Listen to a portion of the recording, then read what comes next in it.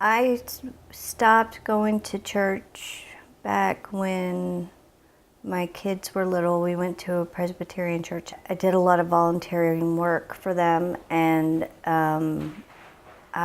they ended up asking me to be a deacon, and my husband, who didn't do anything, an elder. I do think that there was a gender bias with in terms of choosing the roles for each of us.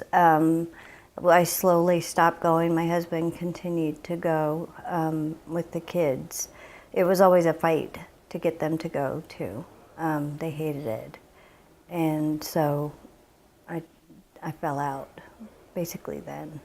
No, I don't miss, I didn't have a community there. So I don't miss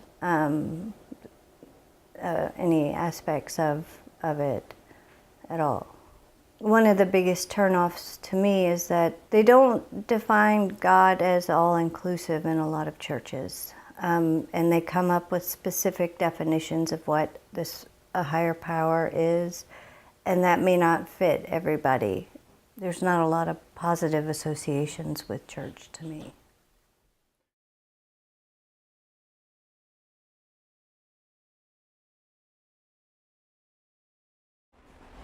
My wife and I grew up steeped in church. The patriarchy that I learned was a part of the story.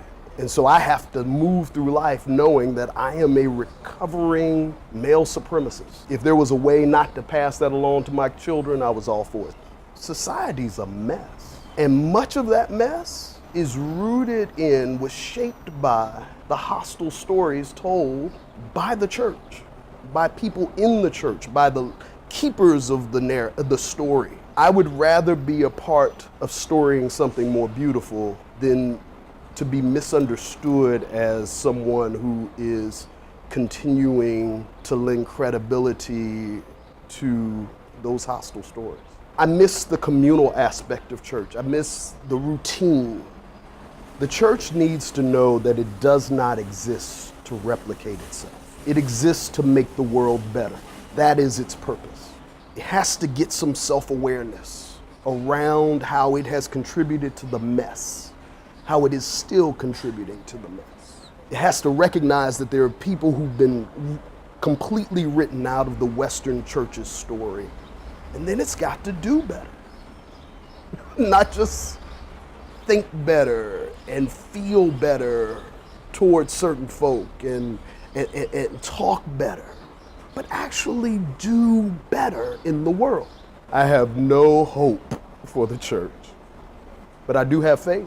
See, I'm not one of those who believed that those who were picking cotton in the cotton field, I don't believe they based that conception, that imagination on hope.